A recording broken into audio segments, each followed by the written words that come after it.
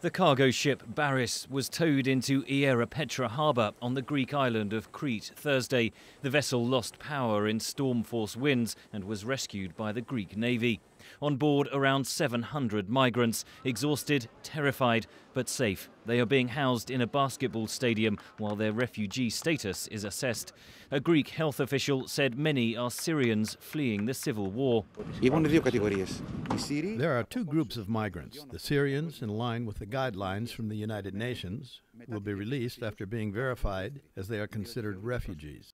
Greece is on the front line of the migrant influx. According to European Union rules, the migrants must stay in the country where they first arrive until their asylum claims are assessed. In the capital, Athens, around 150 Syrian migrants began a hunger strike outside the Parliament building Monday. Most paid around $5,000 to illegal smugglers to reach Europe and have nothing left. 22-year-old Ammar says he fled Aleppo in Syria after his father was killed and his brother jailed. We don't have legal paper, we cannot rent a house, we cannot do anything. So we have to do what the mafia has to pay, at least for one person in one bed for 1 month, €100. Wedged between the Supreme Court and the Athens police headquarters, this building housed Greek refugees fleeing Turkey after World War I.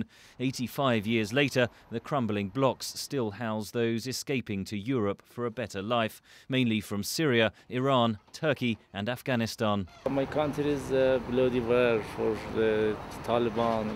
There's a problem. Maybe all people is killed Taliban.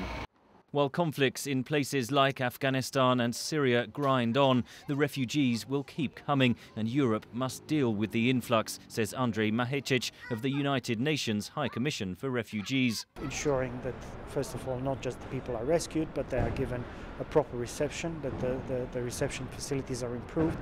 It is also important to understand that this is not just the responsibility of the state where these people disembark, and there needs to be a more concerted effort.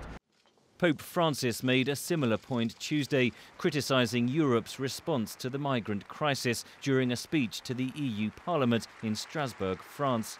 L'assenza di un sostegno reciproco all'interno dell'Unione Europea. The absence of mutual support within the European Union runs the risk of encouraging particularistic solutions to the problem, solutions that fail to take into account the human dignity of immigrants and thus contribute to slave labor and continuing social tension.